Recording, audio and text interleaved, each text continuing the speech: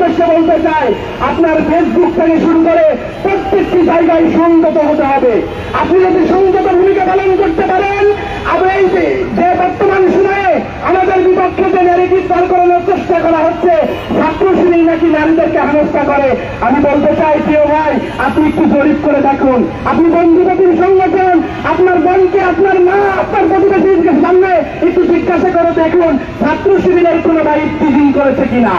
আপনি ইতিহাস একটা ধরেন নয়, আপনি কোন শতাব্দী ইসলামী ছাত্র শিবির বাংলাদেশের জমিনে কাজ করছে।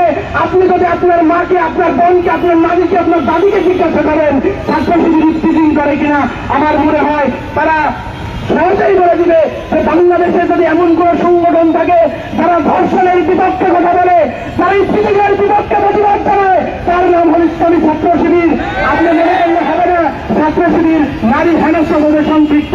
আমি তাকে আহ্বান রাখতে চাই যে অন্যায় অপরাধগুলো ক্যাম্পাসে সংগঠিত হচ্ছে, আপনারা ইসলামী ছাত্র শিবিরের সাথে কাঁধে কাঁধ রেখে বরং শিক্ষার্থীদের নিরাপদ ক্যাম্পাস নিশ্চিত করুন।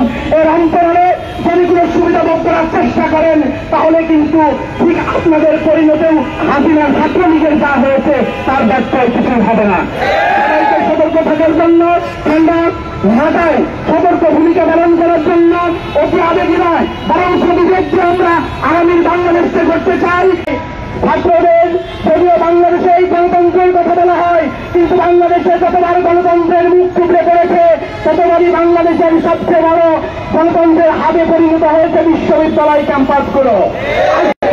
বিশ্ববিদ্যালয় ক্যাম্পাসগুলোতে পার্শ্ববর্তী সন্ত্রাসীরা তারা আক্রমণ করে সেখানে শিক্ষার সুষ্ঠু পরিবেশ, গণতান্ত্রিক চর্চার অবস্থান সেখানে একদম ধূলিসাৎ করে দেওয়ার মাধ্যমে আবার নতুন করে যে ষড়যন্ত্র শুরু হয়েছে, এই ষড়যন্ত্রের আমরা তীব্র প্রতিবাদ এবং আমরা এখান থেকে নিন্দা জানাচ্ছি।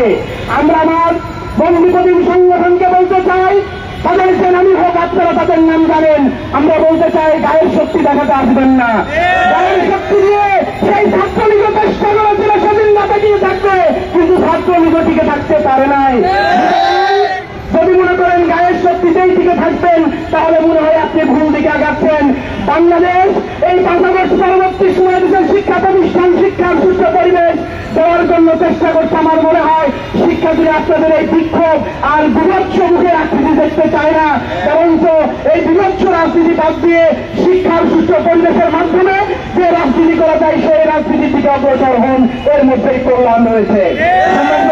ষড়যন্ত্র করা হচ্ছে, আমার মনে হয় যে বাংলাদেশের মানুষের হাতে হাতে মোবাইল আছে, এখন খুললেই দেখতে পাই এই ষড়যন্ত্রকারী কারা। আমার মনে হয় এই ষড়যন্ত্রকারী কারা এই বাংলাদেশের 18 কোটি মানুষের কাছে স্পষ্ট হয়ে গেছে। আমি আমার শিক্ষার্থী বন্ধু, আমার বিরোধী দলীয় যারা ছাত্র সংগঠন আছে তাদেরকে বলতে চাই, বাংলাদেশের মানুষ আর বুকার স্বর্গে বসবাস করে না। এই শিক্ষার্থীদেরকে নিয়ে নতুন করে যদি মনে করেন মত তৈরি করবেন, নতুন করে হামলা করবেন, নতুন করে মামলা করবেন, বিশ্বাস করুন আপনার রাজনীতি বাংলাদেশে এরাই আপনাকে আর চলতে দিবে না।